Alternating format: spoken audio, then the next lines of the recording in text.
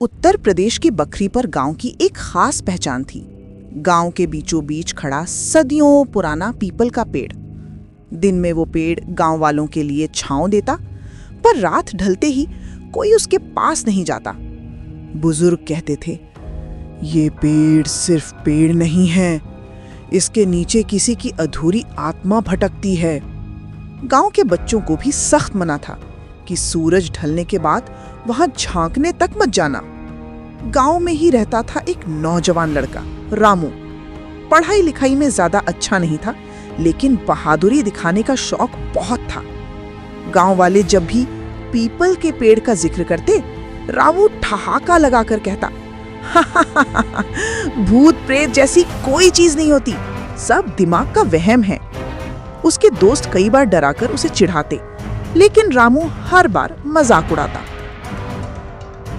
एक दिन मेले से लौटते वक्त उसके दोस्तों ने उसे छेड़ते हुए कहा, रामू, तू इतना बोलता है तो आज रात उस पेड़ के नीचे बैठकर दिखा, अगर कुछ हुआ तो मान लेंगे।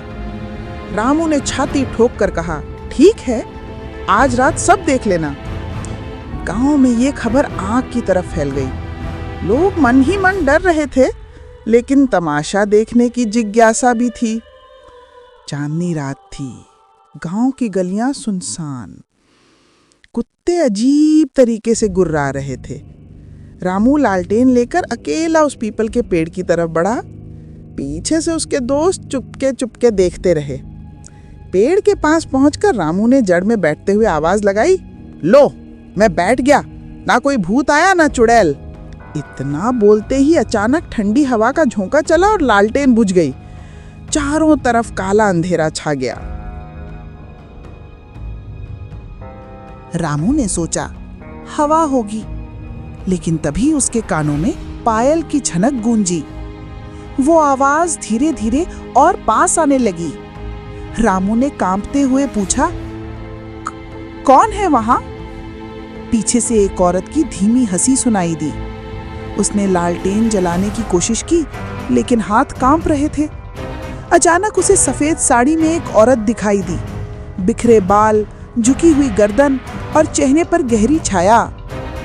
रामू ने हिम्मत जुटाकर पूछा, तुम कौन हो? औरत ने धीरे धीरे सिर उठाया। उसकी आंखें खून की तरह लाल चमक रही थीं और होठों से काला धुआं निकल रहा था। वो मुस्कुराई, मुस्कान नहीं बल्कि नुकीले दांतों का डरावना नजारा।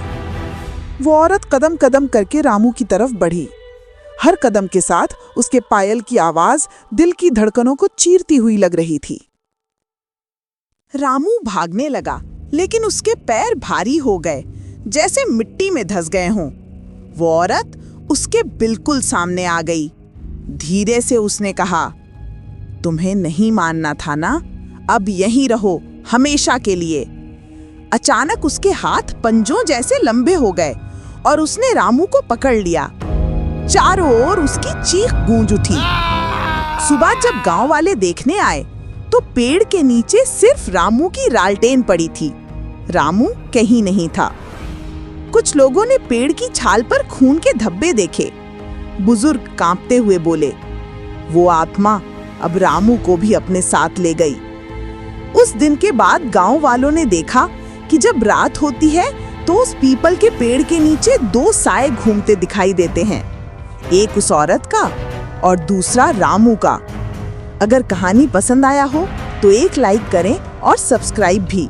मिलते हैं फिर अगली कहानी।